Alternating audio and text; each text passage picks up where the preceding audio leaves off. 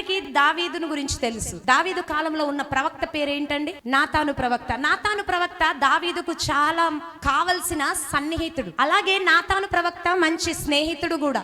దావీదుకు స్నేహితుడు, మంచి శ్రేయోభిలాషి. దావీదును మేలు కోరి అతనికి ఎప్పుడు ఏ విధముగా దేవుడు ఏది బయలుపరచమంటే ఆ విధముగా నాతాను ప్రవక్త వెళ్లి దావీదుకు బయలుపరిచేవాడు. అలాంటి సమయంలో మనము దావీదును జ్ఞాపకము చేసుకుంటే, దావీదు ఏమై ఉన్నాడు అప్పుడు?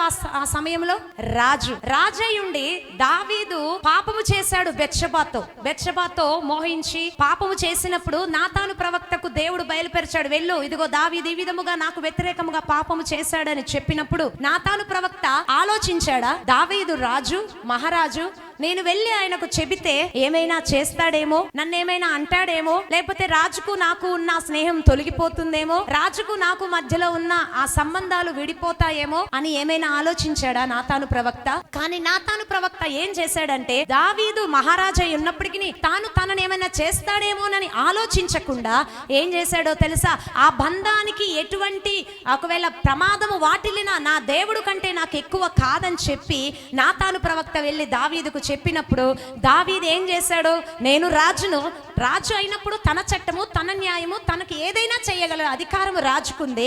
అయినను దావీదు ఏం చేశాడు? నేను రాజును కదా, నాకు అధికారం ఉంది కదా, నాకే ఎదురు చెబుతావా అని ఎక్కడ కూడా ఎదురు తిరిగినట్టు అక్కడ గ్రంథంలో ఉండదు. ఏముంటుందో తెలుసా?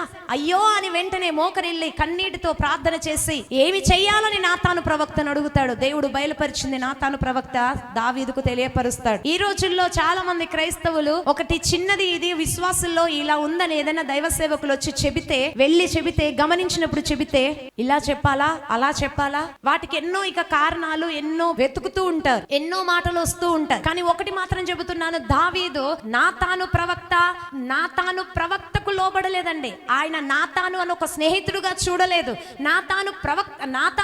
నాతానుగా చూడలేదు.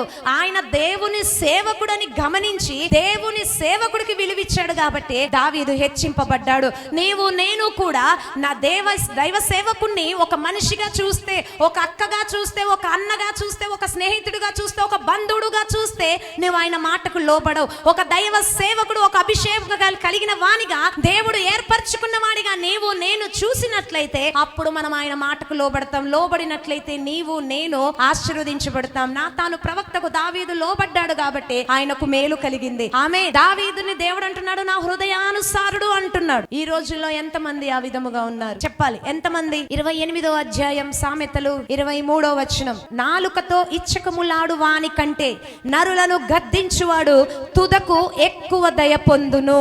ఇచ్చకము అంటే గొప్పలు చెప్తూ ఉంటారు. ఎప్పుడెవరైనా ఎమ్మెల్యే వచ్చాడో, ఎమ్మెల్యే తరపు మా పిఏ వచ్చాడు అనుకోండి, సార్ అది సార్, అట్లా సార్, సూపర్ సార్, గొప్ప సార్, మీరు అది సార్, మీరు తురుం సార్, మీరు అది సార్ అని ఏమని చేస్తా అంటే వాళ్ళని దువ్వుతూ ఉంటాం. అంటే వాళ్ళ మెప్పు పొందాలని చూస్తూ ఉంటాం. మెప్పు పొందాలి, వాళ్ళ నుండి మనకు ఎప్పుడు కూడా మేలు కలగాలని చూస్తూ ఉంటాం. కానీ నీవు మేలు కాదు, దేవుని నుండి అది తప్పు అని చెప్పినప్పుడు చూడండి అక్కడ ఎంత స్పష్టంగా, నరులను గద్దించువాడు తుదకు ఎక్కువ దయ పొందును.